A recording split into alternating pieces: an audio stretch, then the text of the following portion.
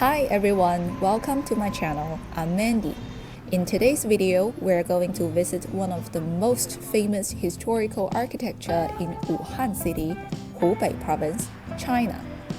Huanghelou, the Yellow Crane Tower. First built in 223 AC during the Three Kingdoms period. The Yellow Crane Tower has a very long and complicated history.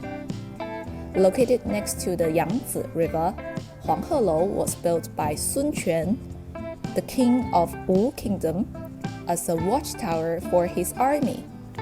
After hundreds of years, the military watchtower gradually became a tourist place. During the Tang Dynasty, many popular poems were written by famous poets in Huanghelou. In most of the poems talk about the beautiful view of Huanghelou and share their life experience. Thanks to the history and poem, Huanghelou has been so renowned and has been attracting lots of people to visit.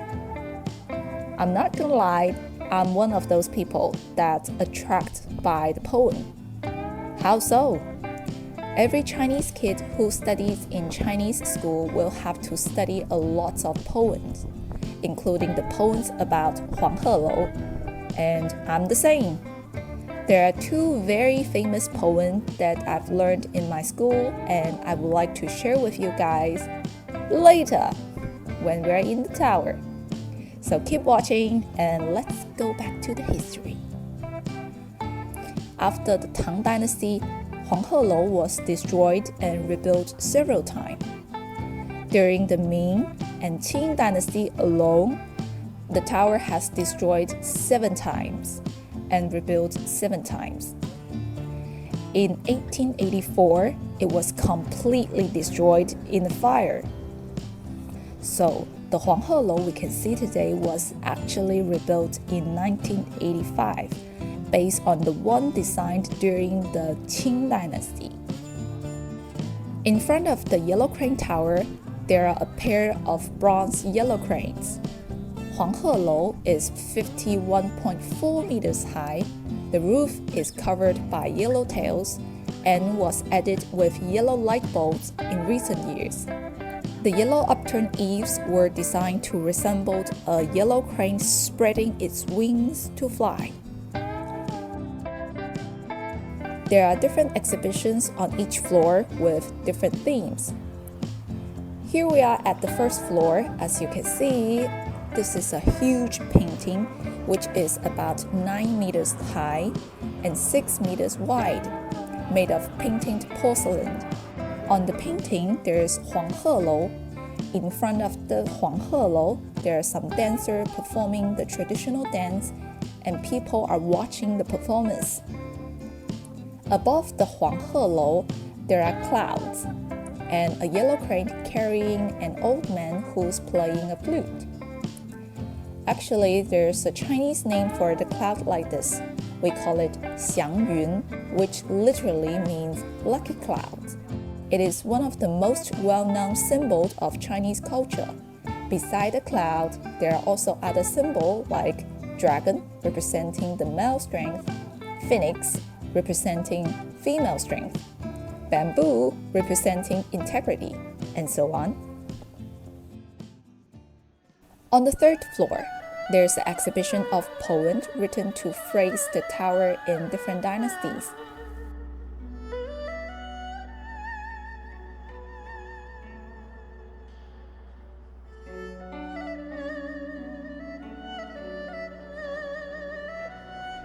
Based on the record, there are hundreds of poems mentioned about Huanghelou. There are some very famous pieces shown on this exhibition. Among the famous poems, there are 2 pieces that I've learned from school. The first one is the one that I learned in elementary school. 黄鹤楼送孟浩然之广陵，李白。故人西辞黄鹤楼，烟花三月下扬州。孤帆远影碧空尽，唯见长江天际流。The other one is the one that I learned in middle school. 黄鹤楼，崔颢。昔人已乘黄鹤去，此地空余黄鹤楼。黄鹤一去不复返，白云千载空悠悠。晴川历历汉阳树，芳草萋萋鹦鹉洲。日暮乡关何处是？烟波江上使人愁。On top of the tower, you can enjoy the panoramic view of Yangtze River and the central area of Wuhan City. If you're interested in the Yangtze River, which is the longest river in China, stay tuned. I'll show you more in my next video. Huanghelou is definitely a great tourist place worth visiting. For me, what impressed me the most is the trash bin. How come trash bin can be so pretty? I just love these details.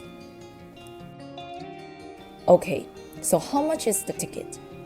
There's two types. First is the daytime ticket, which is 70 RMB, and the nighttime ticket is 150 RMB. Wait. Why the nighttime ticket is so much more expensive than the daytime one? It is because there's light and dance performance at night. Unfortunately, I don't have enough time to visit again at night, so I hope I will visit there again in the future.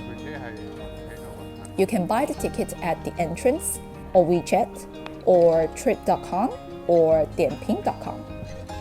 There's discount on Dianping.com. Dianping.com is a very popular lifestyle app in China, which you can find everything you need when traveling in China, like buying tickets, ordering food, etc.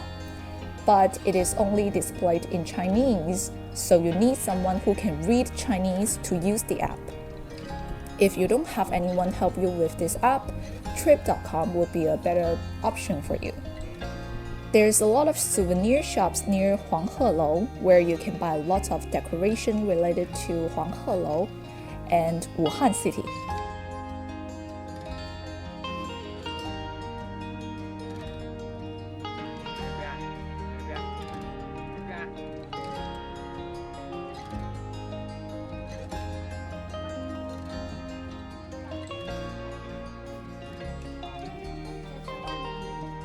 I bought a coin and a fridge magnet.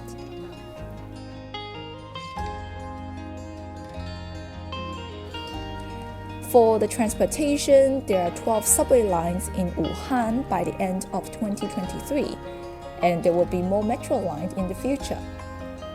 To get to Huanghelou, you can take the line 5, and you are going to the Simenkou Huanghelou Zhan.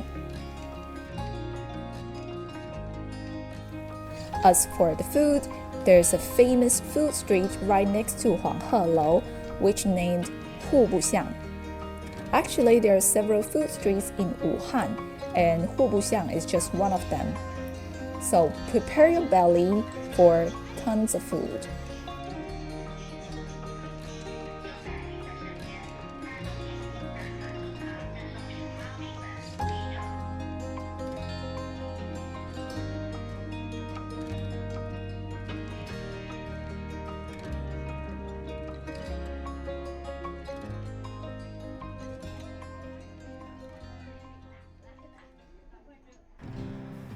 Okay, so now it comes to the end of today's video. I hope you enjoy it, and if you like it, don't forget to...